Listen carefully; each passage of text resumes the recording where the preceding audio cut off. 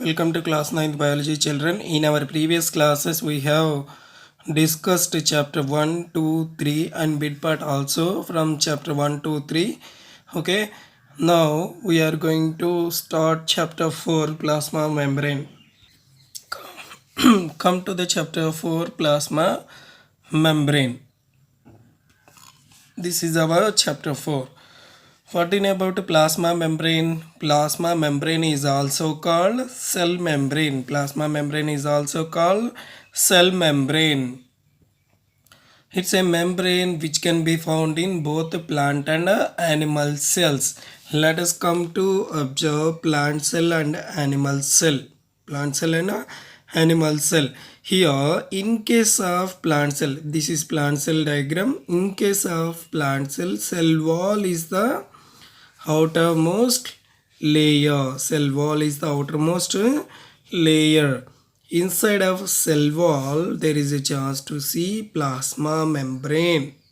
Plasma membrane is inner layer. Plasma membrane is inner layer in case of plant cell, but cell wall is outer layer in case of plant cell. If you observe the plant cell, there is a chance to see cell wall and also plasma membrane. Plasma membrane is inner wall and cell wall is outer wall.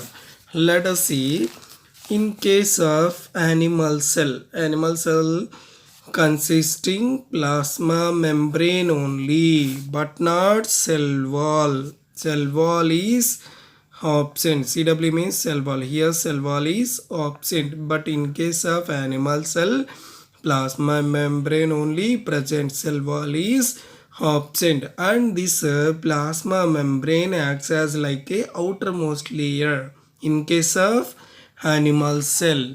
In case of animal cell, in case of plant cell, cell wall is outer layer, plasma membrane is inner layer, but in case of animal cell, plasma membrane is outer layer, cell wall is absent. So in this chapter 4 we are going to discuss the structure of plasma membrane and how does it plays an important role in both plant cell and also in animal cell. We are going to discuss. Let us see, this total part is introduction. In this introduction what he is saying, structure and functions of the cell. In that chapter we discussed about plasma membrane. It is very interesting to know about the plasma membrane. Plasma membrane plays an important role in sending the materials inward to the cell and also outward to the cell. Let us come to the discussion of substances. Which substances should go into the cell and which substances should go out of the cell. Now we are going to discuss. This entrance of materials and exit of materials both can be done with the help of which membrane? Plasma membrane. Plasma membrane is useful for sending of materials. For example, let us see, this is plasma membrane.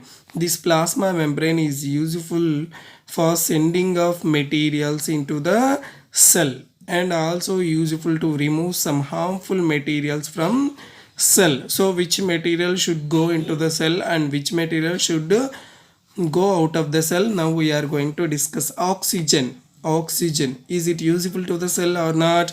It is useful to the cell, so oxygen should go into the cell. Tick mark. Next, here is it should go out of the cell? No. Okay. Next, glucose should go into the cell. Should go into the cell means here in should go out of the cell, into mark. Next, proteins should go into the cell. Fats should go into the cell. Fats are also required for the cell for its growth. Next, vitamins also required. Next, minerals, these are also required. Next, what do you know about these? These all are no need. Okay. Carbon dioxide should go into the cell. Is it useful to the cell? No. So carbon dioxide should go out of the cell. Next, wastes. Wastes, are they needed to the cell? No. Next, so these waste material should go out of the cell. If you observe this total table, oxygen, glucose, proteins, fats, vitamins, minerals, these all are should go into the cell. These all are needed for cell growth. Next, carbon dioxide. It is very harmful to the cell. Next, waste materials. These are also harmful to the cell. So, carbon dioxide and waste materials, both they should go out of the cell. So, here plasma membrane plays an important role for the entrance of oxygen, glucose, proteins, fats, vitamins and minerals into the cell. Next, and also useful for entrance of exit of carbon dioxide and also some waste materials. This total procedure can be done with the help of which membrane? Plasma membrane. Okay, children. Here in page number 39 we have lab activity. In this lab activity we need to observe the materials in different solutions, how the materials acts in a different solutions. So for this lab activity we need to prepare solutions. We need to prepare solutions. Which solution we need to prepare? Sugar solution. Which solution? Sugar solution we need to prepare. So how do we prepare sugar solution? Simply we need to miscible some a few grams of sugar in water, then sugar solution will be prepared. Let us see how do we prepare the sugar solution. He gave us the process also. Saturated sugar solution we are going to prepare. Here 100 ml of water. First we need to take 100 ml of water in a beaker. Let us see, this is a beaker. In this beaker we need to fill how many ml of water? 100 ml of water. 100 ml of water. H2O means water. 100 ml of water. Next, add sugar or salt. If you want to prepare sugar solution, you need to add sugar. Or if you want to prepare salt solution, you need to add salt. So, if you want to prepare both, you may take two beakers. In two beakers, in one beaker you need to add sugar, and in another beaker you need to add salt. For example, here I added sugar in beaker 1. Here I added salt in beaker 2. So this is 1, this is 2, second beaker. Okay, next, stir till it dissolved. Now by using a spoon or any stirring material, we need to stir the total, we need to stir the solution. Okay, then finally we will get a saturated solution of sugar or salt. Okay, if you stir it with a stirrer అంటే stirring చేయడానికి use చేస్తారనమాట. ఒక stick లా ఉంటుంది, glass rod లాగా ఇలా. So ఆ స్టిర్రర్ని use చేసుకుని ఏం చేస్తాం, బాగా మిక్స్ చేస్తే ఏమవుతుంది, in beaker 1 we will get a sugar solution. Next, in beaker 2 we will get a salt solution. Okay, let us see. Lab activity. It is very important lab activity, children. Please observe carefully. Aim. What is our aim here? Observation of materials in different solutions. How the materials will act in different solutions we are going to discuss. Let us see. Materials required for this process: 2 beakers. Next, tap water, sugar, dry grapes or kishmish. Next, procedure: take 100 ml of tap water in a beaker. Let us see, this is beaker. Here we need to take how many ml of tap water? 100 ml of tap water. Keep dry raisin, means kishmish, in it. Next, we need to keep 1 dry raisin or kishmish. Dry raisin means dry, which grape? Dry grape.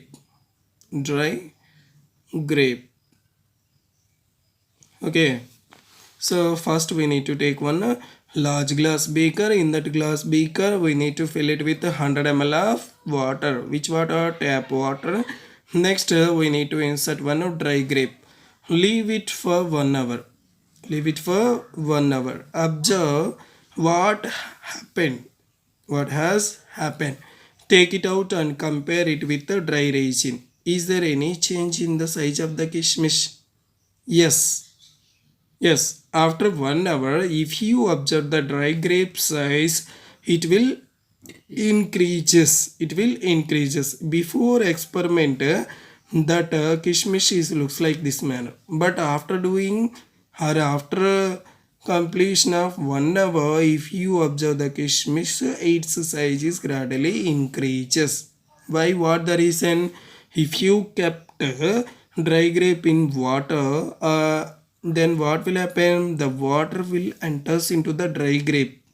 Water will enters into the dry grape. As a result of this, what will happen? By the absorption of water in the dry grape, then its size is gradually increases. Here the water will enters into the dry grape by the which membrane? Plasma membrane. So as a result of absorption of water, the size of dry grape will gradually increases. Let us come to the second beaker. Previously we discussed about first beaker. In this second beaker we need to fill it with 100 ml of saturated solution. Which solution? Saturated solution of sugar. So 100 ml of saturated sugar solution we need to take in the second beaker, and we need to keep one fresh grape or any carrot into the water of second beaker. Wait for 1 hour. After 1 hour, if you take out that particular fresh grape, you can observe a small change in its size, and if you taste the fresh grape, then it acquires more sweetness. Why? Because of the transportation done by the plasma membrane. Here sugar solution will enters into the fresh grape. As a result of this, fresh grape will acquire sweetness. Okay, what it indicates? It indicates the transportation done by the plasma membrane.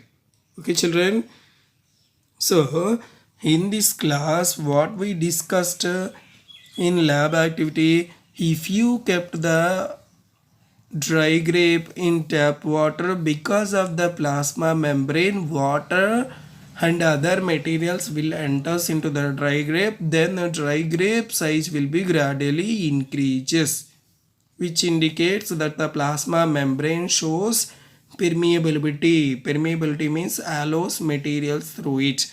Let us see.